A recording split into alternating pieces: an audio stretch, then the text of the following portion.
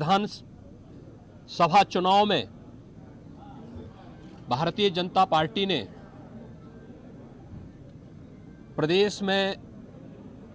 2/3 से अधिक सीटों पर विजय प्राप्त किया है और प्रचंड बहुमत की अपनी सरकार प्रधानमंत्री मोदी जी के नेतृत्व में हम लोग बनाने में सफल हुए हैं। विधान परिषद में पहली बार मुझे लगता है कि लगभग 4 दशक के बाद ऐसी स्थिति आएगी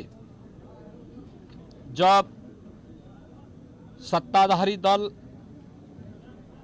प्रचंड बहुमत के साथ विधान परिषद में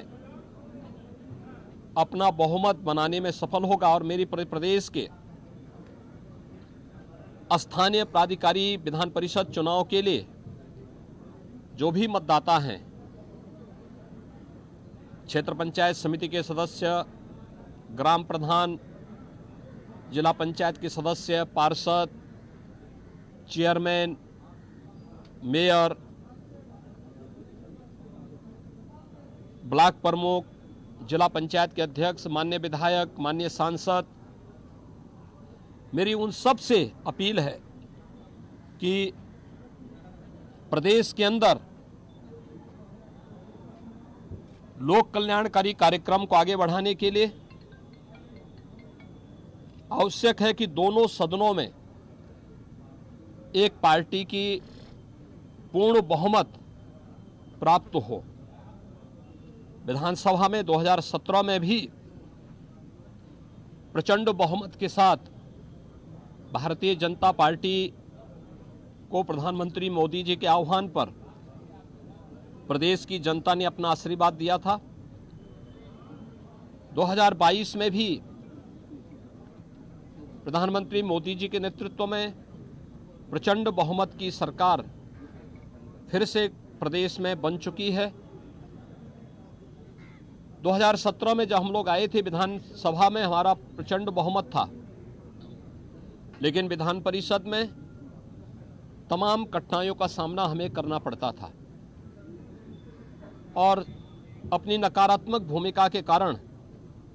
समाजवादी पार्टी प्रदेश के विकास को अवरुद्ध करने का हर संभव प्रयास करती थी। लेकिन अब स्थानीय प्राधिकारी विधान परिषद के इस चुनाव के बाद भारतीय जनता पार्टी का प्रचंड बहुमत के साथ जीतना तय है और प्रचंड बहुमत के साथ 36 में से अधिकतर सीटें जब भारतीय जनता पार्टी जीतेगी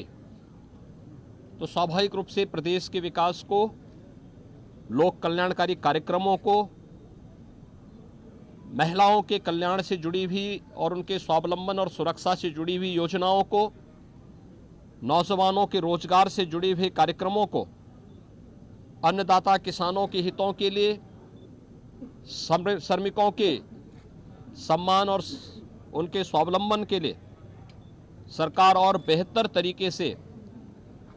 कार्य करने में सक्षम होगी। और मेरी सभी जनप्रतिनिधियों से अपील होगी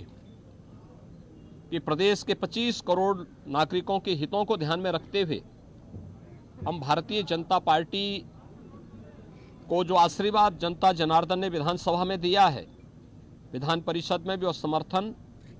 अवश्य भारतीय जनता पार्टी के अधिकृत प्रत्याशियों को, चुने गए जनप्रतिनिधियों का अवश्य प्राप्त होगा।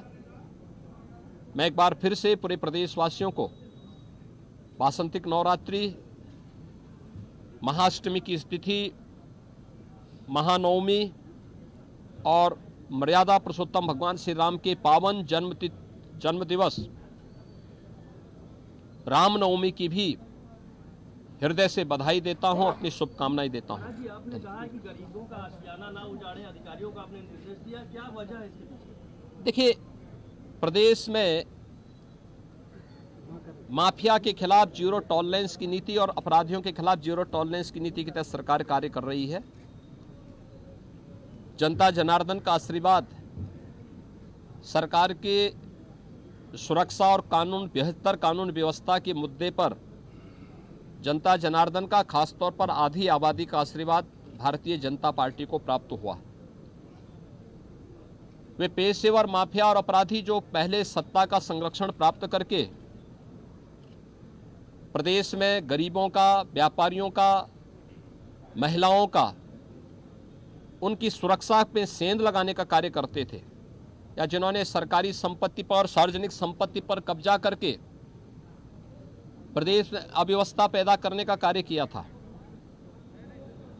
जिन्होंने उस समय की व्यवस्था के लीकेजेज का लाभ उठा करके उस समय भ्रष्टाचार को बढ़ावा दिया था, तो पिछली सरकारों के कार्यकाल के दौरान जिन्होंने अनैतिक रूप से, अवैध रूप से शासकीय संपत्ति पर,